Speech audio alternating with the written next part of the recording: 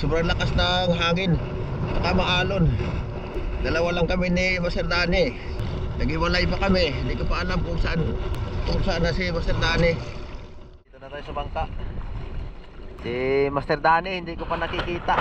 Natangay na ng agos yun. Hanapin ko lang si Master Dani. Pwede na kaming umuwi. Mga kaspero, ito po ang unang araw ng aming paninisid.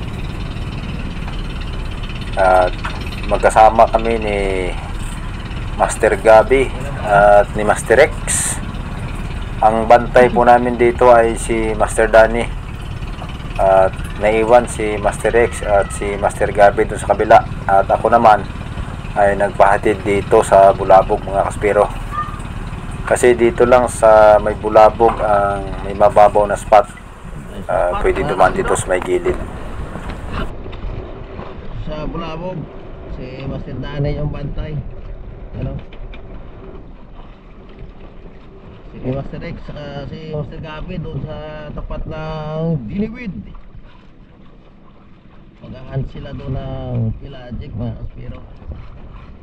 Pero tayo hindi tayo makasisid ng malalim. Dito muna tayo sa Bulabog, puntang Ilig-Iligan.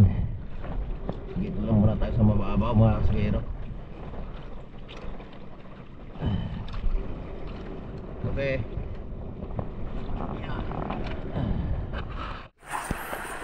Mga kaspero, pasensya na po kayo. Matagal po tayong hindi nakapag-upload dahil sa ilang buwan na malakas po ang hangin, hanging amihan. Kaya bihira lang po kami makapanisid, mga kaspero. At sa pagkakataong ito na, gambos tayo at target natin siyang unicorn sa pool, mga kaspero.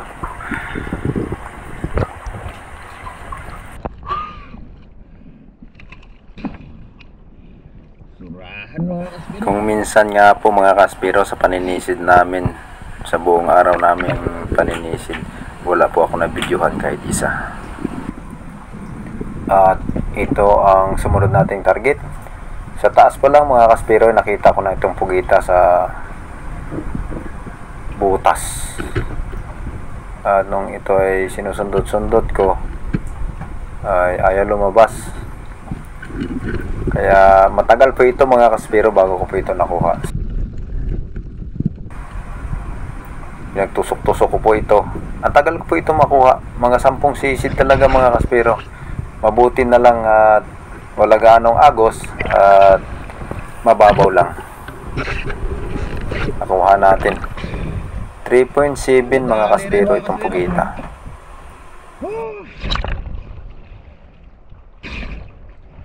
Mababaw lang eh, pinagod pa ako.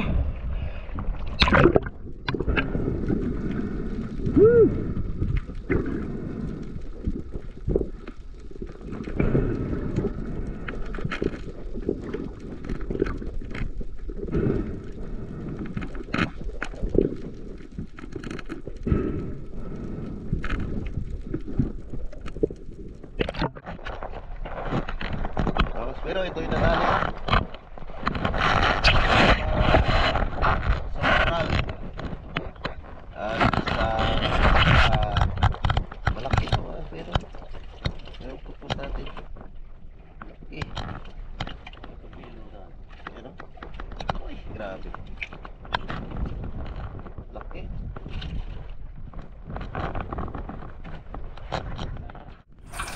At yung sumunod nating target, mga kaspero, isang pugita uli. Malaki ito, mga kaspero. Ayan. Hindi kasi ito sa butas. Noong sa taas pa lang po ako, nakita ko na siya na lumalangoy. Sinisid ko po ito. Bigla naman siyang tumigil, pero hindi siya pumasok sa butas, sa labas lang. Kaya pinana ko na, mga kaspero. At nakuha naman agad natin. At ito po ay kumapit sa likod. Umikot-ikot sa akin. Matagal ko po ito tinanggal sa likod, mga kaspero. Dali ito ng pugita.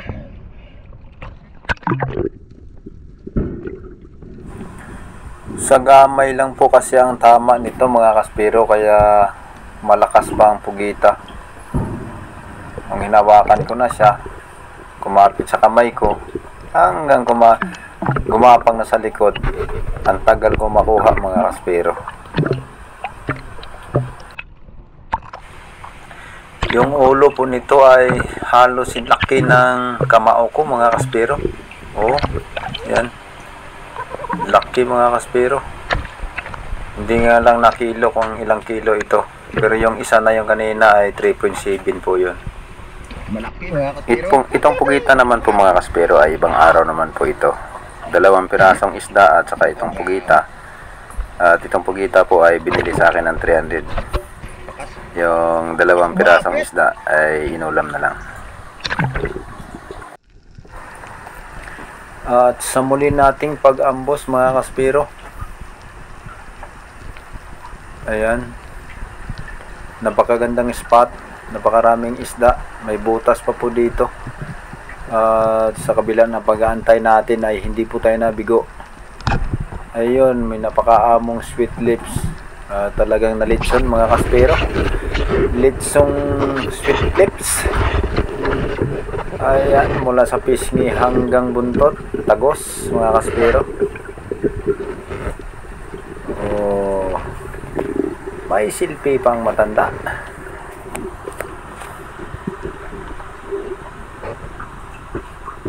Ayan, napana po natin sa 6 meters lang ang lalim mga kaspero. 6 or 5 meters ang lalim.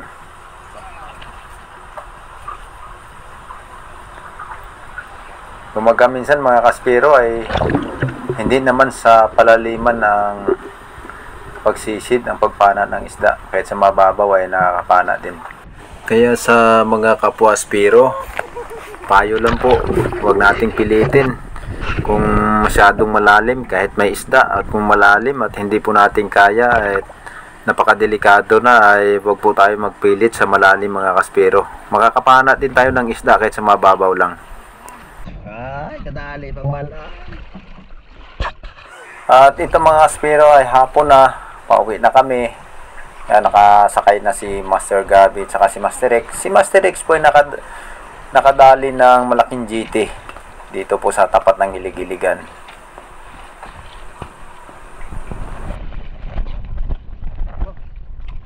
Laki ah.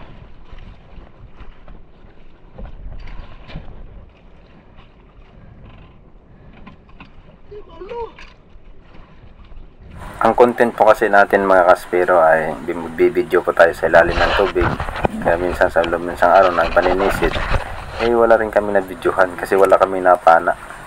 Ganito po kahirap ang content na ito, pero okay lang mga kaspero. Mga kaspero, kung napanood po ninyo ang nangyari po kay Tangay Kulot saka kay Tangay Jack, totoo napakahirap kasi wala naman tayo masisi doon sa nangyari po sa kanila. Kaya nga po nabanggit ko rito sa video kong ito na hindi madali na ang content ay sa ilalim ng tubig.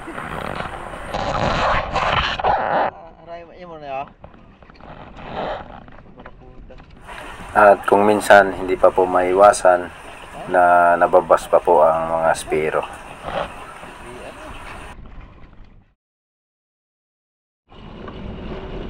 Good morning, Spiro.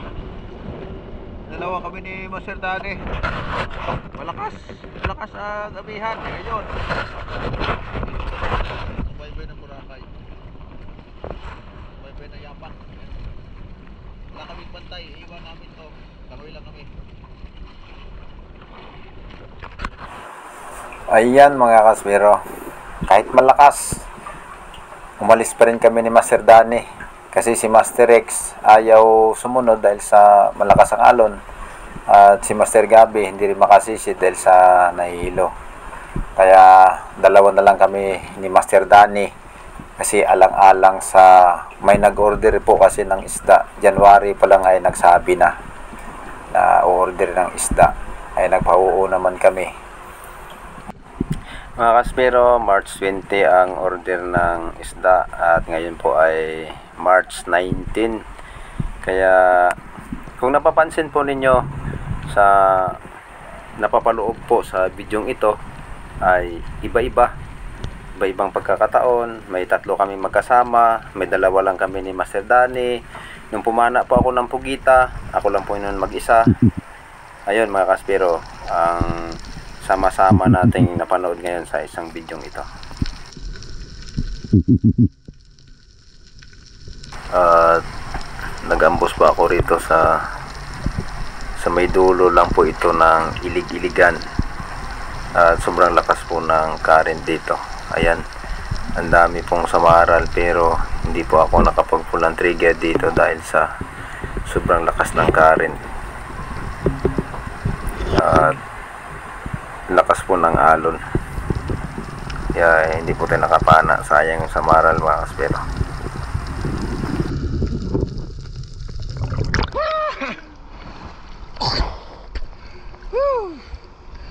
Malakas ang agos. Hindi ako nakapana. Sayang.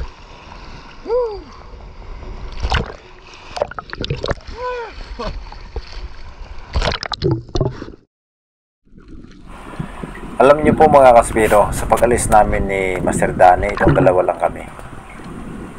Ilang oras po ako na sumisisid. Siguro magta-3 oras na hindi po ako nakapana. May nakita naman ako mga samaral. Hindi ko naman napana dahil sa malakas ang current mga kaspero. Dito lang po ito sa tapat ng ilig-iligan, sa may itaas lang ng bato. At dito po ay nakapana ako ng GT.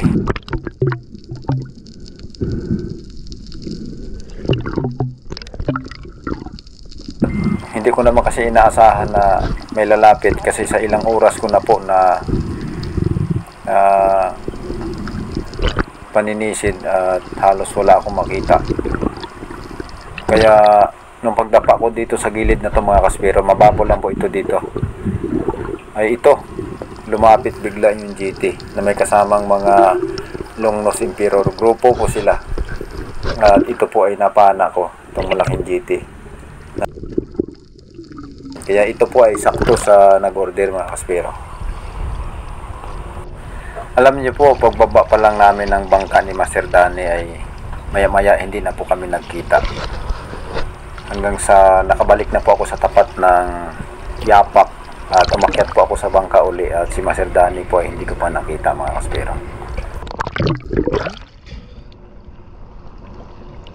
Hindi na tayo mga kaspero nakapag-video. Kasi alam nyo po, dito lang ako sumisid sa mababaw eh. Dito sa tapat ng ilig-iligan oh.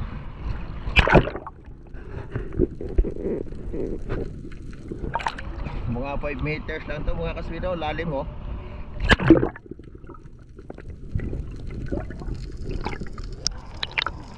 Yan, dito ako nakapana. Hindi natin na videohan pampana, basta makuha tayo kasi alam nyo po sobrang lakas ng hangin saka maalon. 2 lang kami ni Master Danny.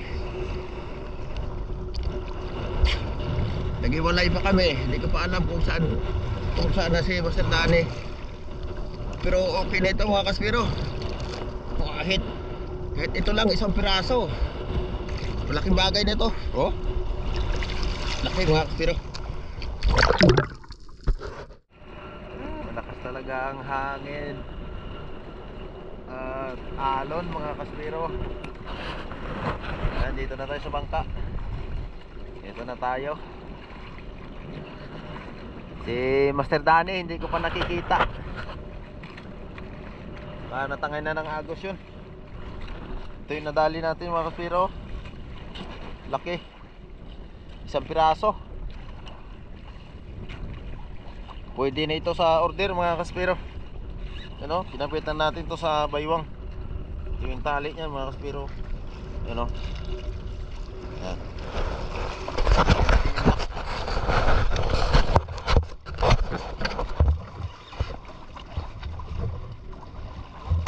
Yan.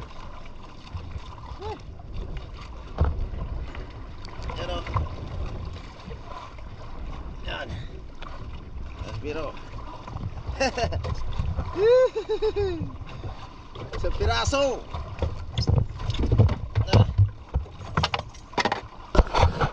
Sa piraso mga kaspero. Yan. Woohoo!